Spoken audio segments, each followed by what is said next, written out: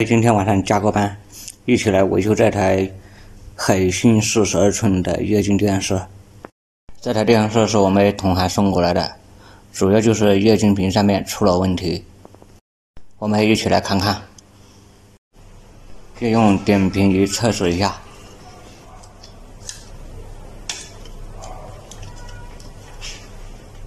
液晶屏没有工作，现在是黑屏状态。我们师傅说换过2次逻辑板，还是一样的故障。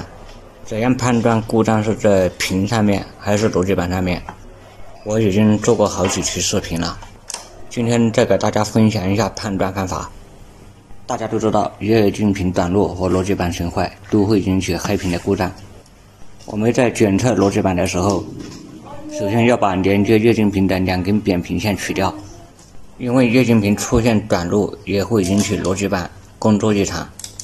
我们这样分段检查可以缩小故障范围。现在先把点屏仪连接上逻辑板，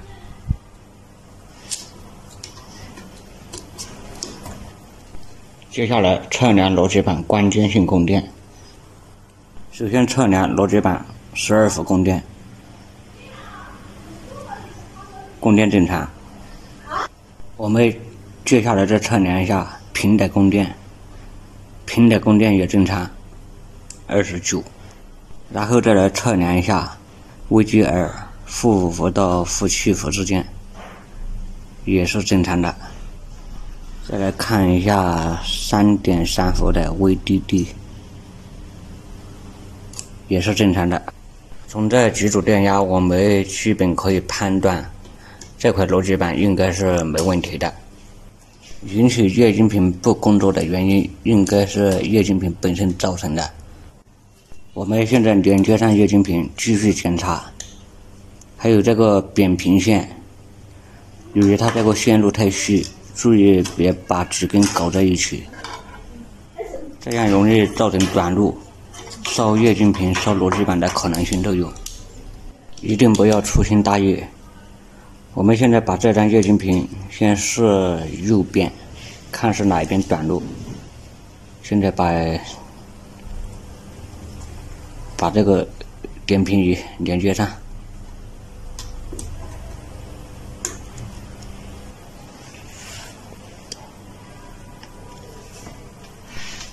右半边显示正常，这样就可以确定逻辑板绝对没问题。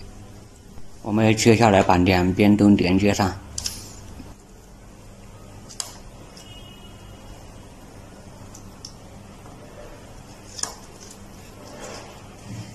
连接好以后，我们再给逻辑板通电，也就相当于输入信号源。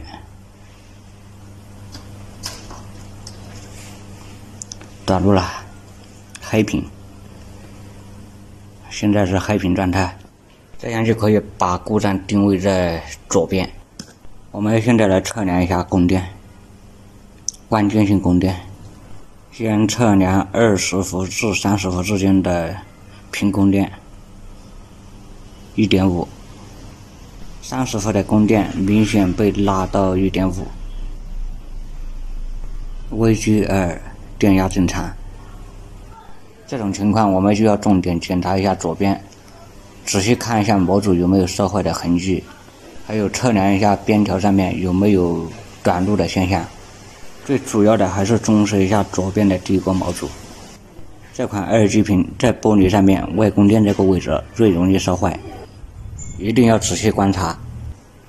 我看见这个边条这边都已经烧了，这里有个点，这里有个弧点，把镜头拉近给大家看一下。这里有一个黑点，应该是这个地方短路造成的。这个直接把边上模组